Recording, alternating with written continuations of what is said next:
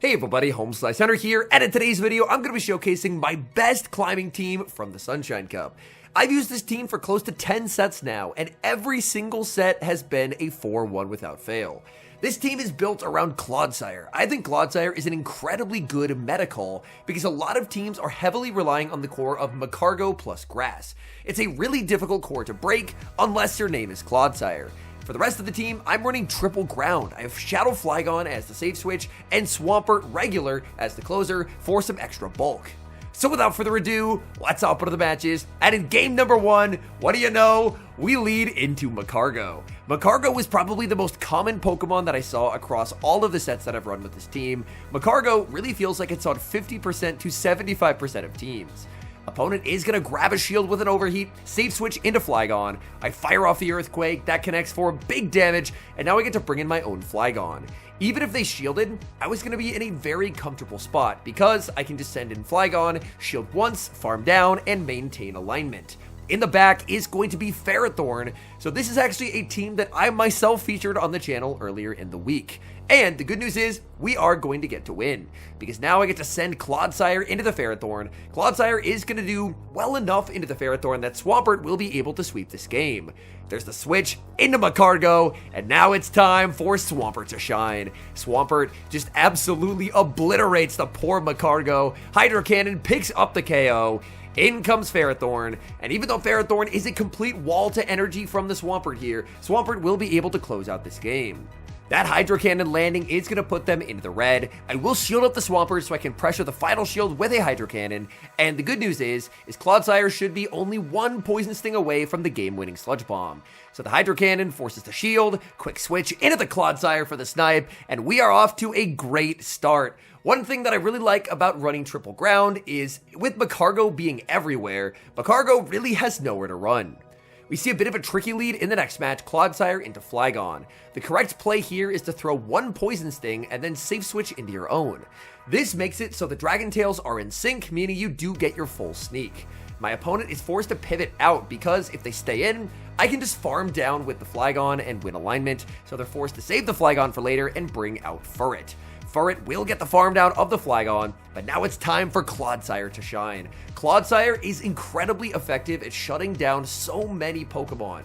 It shuts down Credilli, it shuts down Furret. There's a lot of people coping that counter users are still good, like Vigoroth and Obstagoon. They both get completely destroyed by Clodsire. Clodsire, unfortunately, unable to get that farm down. Furret was just a little bit too bulky, but Clodsire will get to exit with energy. In the back, what do you know? It's the snail, Macargo, and we're gonna get this win. Besides the Macargo, the only Pokemon they have left is a Flygon that's lost basically its entire health bar from the Dragon Tails from my Shadow Flygon. So I shield up the Overheat as it's the move that will do the most remaining damage, and now I will fire off the Hydro Cannon. Hydro Cannon is gonna connect. Opponent just realizes they're getting outpaced with the Flygon, so whether they shield or not, the game will be a loss. Moving to game number 3, and this is what I was talking about. Macargo was absolutely everywhere. As a lead, as a closer, you could not escape Macargo. And this team against Macargo is just an auto win. Here my opponent, again, he's going to safe switch into Flygon, and I get the chip with the Earthquake.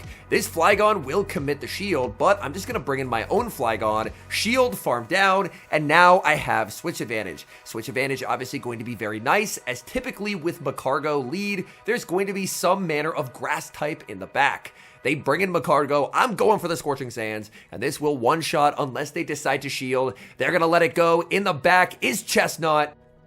This team from the opponent is another team that is just so weak to Clodsire. I am down a shield to this Chestnut, but I'm still liking my chances. So I will fire off the Sludge Bomb. Opponent is going to farm up, and we're going to reach our next charge attack at the exact same time. Chestnut wins charge attack priority, so the game-winning play is a sack swap, fully throwing away my Swampert. My opponent needs a perfect undercharge to win, but they do not get it.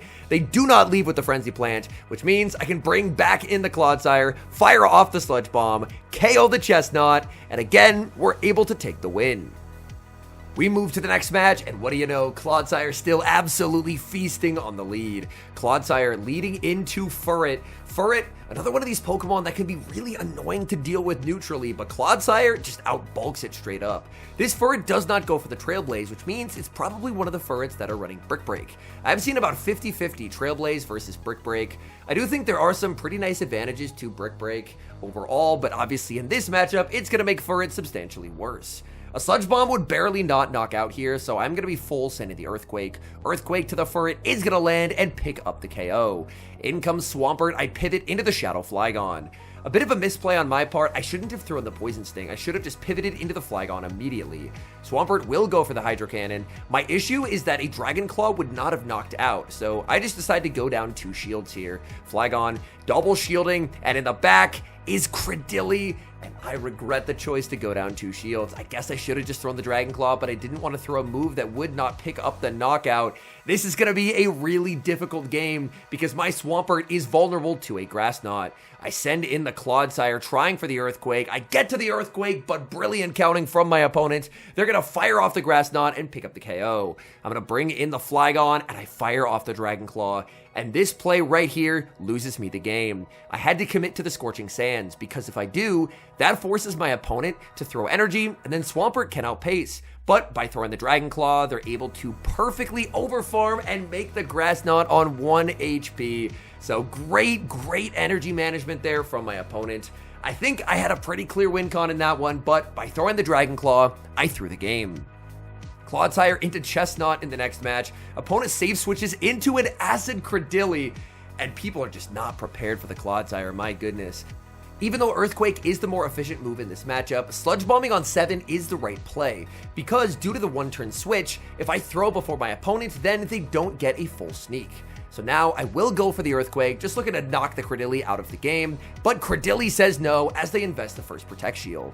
But Clodsire is still so strong in this matchup, I still do not have to shield, and I already have enough for a Sludge Bomb.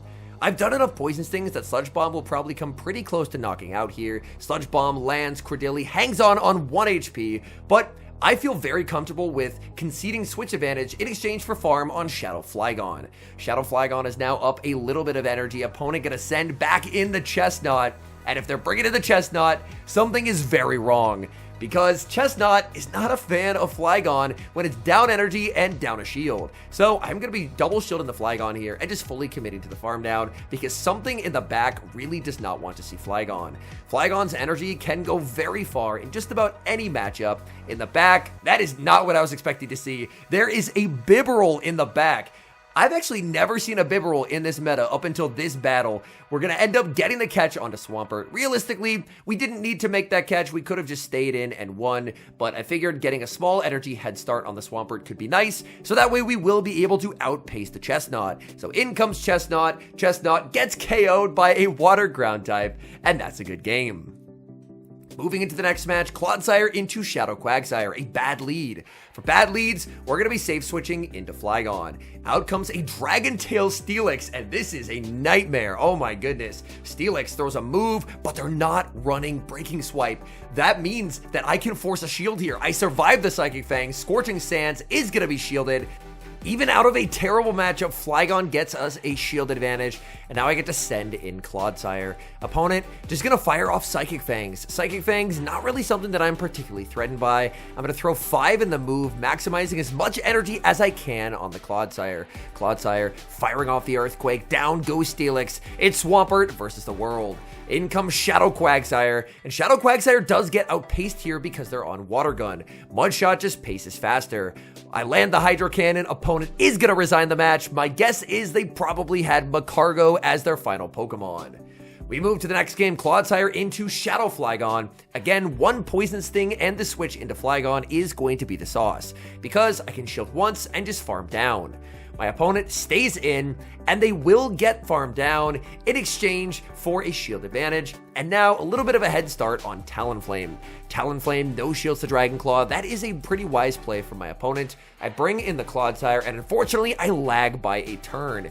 And this means that this move is on charge attack priority when I should always outpace by 1 turn. So quite unfortunate there, as my opponent is able to land the fly before I can force the shield with Sludge Bomb. My opponent will outpace. I'm just going to let this go, and I'm going to need Swampert to try and close out this game. So I send in Swampert. Do I risk charge attack priority? No, I decide against it. I'm playing to the win con that it's an Acid Credilli in the back. My opponent sends out Credilli, but it's Bullet Seed. If it was Acid, that no shield would have been a game-winning play, but unfortunately it is Bullet Seed, and with Bullet Seed, I can't quite recover enough to take home this win. Talon no shielding that Dragon Claw absolutely was their win con in this game, as if they shielded that, then on even shields, I could have taken home the win. So that was a very heads-up play from my opponent, as unfortunately we can't quite win that game. Clodsire into Shadow Pidgeot. This is a very fine lead for the Shadow Clodsire. Obviously, I'm not running Stone Edge. I'm running Sludge Bomb to help with the many grass types that are around, but my opponent doesn't know that. So I'm able to grab a very early shield. They can go for the Brave Bird. Brave Bird should not knock out here. It does do a ton of damage though. Claude hangs on. They're going to send out a Water Gun Shadow Quagsire, and I get to respond with Shadow Flygon. This matchup right here is one of the reasons why Shadow Flygon is a must. The Dragon Tails just absolutely shred, and you can get it into a Dragon Claw range so much easier than you can if it's a regular Flygon. So down goes the Quagsire. I should be one off of a move on the Clodsire as well, so if they bring in the Pidgeot, I think my opponent is about to have a very bad day if they shield this. They probably want to go for a one shield farm down, but I'm not going to let that happen. Quick switch back into Clodsire, sniping with the Sludge Bomb. Sludge Bomb takes them down to 1 HP, and now I have Swampert with a shield. In the back, that is not a Macargo, but it's a Shadow Blaziken, and it is equally getting KO'd by a Hydro Cannon. So I fire off the Hydro Cannon, down goes Blaziken, in comes Pidgeot, and my opponent is going to resign the match. Moving to the next game, and the Macargos are back in force. Clodsire into Macargo. Every single Macargo that I faced just went straight overheat, and the first one that I ever played, I ended up no shielding and I lost because I lost a lot of health, and it's always grass types in the back. Here, my opponent safe switches a Chestnut into Clodsire. This is what Clodsire is doing to these teams. They're switching a Chestnut into a Clodsire because they just have nothing for Clodsire whatsoever. If this is what they're doing, by the way, they are completely core broken in the back. There has to be something even weaker to Clodsire than this. They're going to fire off the Frenzy Plant. I will barely outpace and make the Sludge Bomb. I'm going to need to pivot into the Flygon to bait out whatever my opponent has in the back. So they're going to be waiting down the timer, bringing in Macargo. I send in the Flygon, and in the back is going to be a Jumpluff.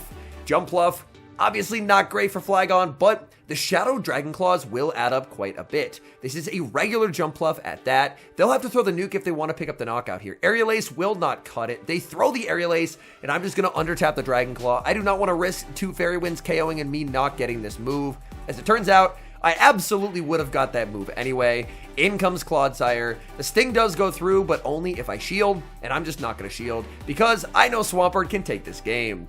In comes Macargo, and we are just destroying Macargo lives, my goodness. And there's one more. Macargo into Clodsire once again. They all like to stay in and fire off the overheat, but even if they end up Rock Tomb baiting, it's still a pretty safe shield because as long as you shield the overheat at some point, you're going to be in a pretty nice spot. And here is that Flygon switch in. Flygon immediately met with the Earthquake. They're going to shield. I just bring in my own Flygon. 1 shield farm down. If my opponent doesn't throw a move, it would be a simultaneous KO. But considering that I have Macargo answers everywhere on the team, it wouldn't be the worst thing in the world, but I do really like it when they throw because then I do get this Scorching Sands into the Macargo. So I get to fire off the Scorching Sands, it picks up the knockout, and it's another Chestnut. I saw this team earlier in a battle. I don't know if this is just a team someone made or what's going on. The unfortunate thing here is I actually end up lagging a turn, and that's going to prevent me from doubling up and being able to win this game. So by lagging a turn, I'm now in a pretty awkward predicament, but thankfully my opponent ends up no shielding the Chestnut, maybe realizing that I lagged the turn and didn't get the double up as a result, but we're going to be able to take that game regardless. Hopping into the final match, leading Clodsire into Abomasnow. Abomasnow was something that I saw a ton the first few days of the cup, but more recently, I haven't really seen it much at all. Probably something to do with all those Macargos. They are an Icy Wind Abomasnow, meaning they're going to be able to continually debuff my attack.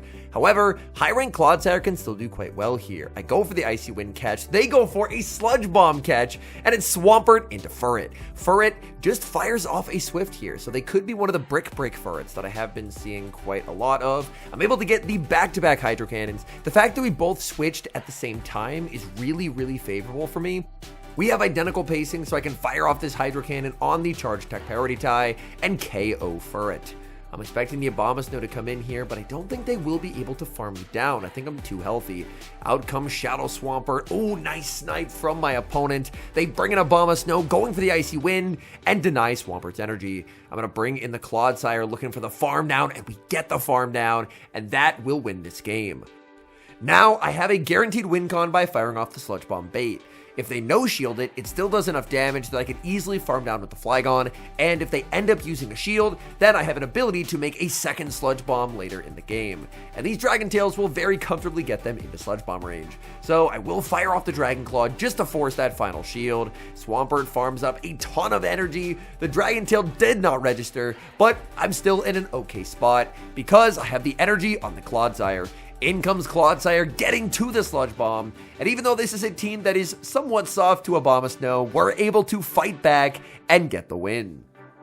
All in all, I think this team is a really good choice if you're looking to rank up during this week. I played it on my stream yesterday, and I had some viewers throughout the course of the stream who came back at the end and mentioned that they had been playing their sets while I was playing, and a few of them had even managed to rank up with this team. So I think this team is a really good one. I like that it has answers to a lot of the common Pokemon that people are really trying to rely on, and it just completely destroys Macargo. And Macargo is everywhere. It's just completely inescapable. I cannot get away from the Fire Snail. So if you're seeing as much Macargo as I am in your sets, go ahead and try this team, because Macargo has absolutely nowhere to run. Anyways, thank you guys so much for watching. If you're enjoying the content, make sure to leave a like and subscribe to the channel if you haven't. And a special thank you as always to our channel members here on YouTube. The support you guys provide is so sincerely appreciated. So thank you guys oh so very much. And until next time, I've been HomeSliceHenry.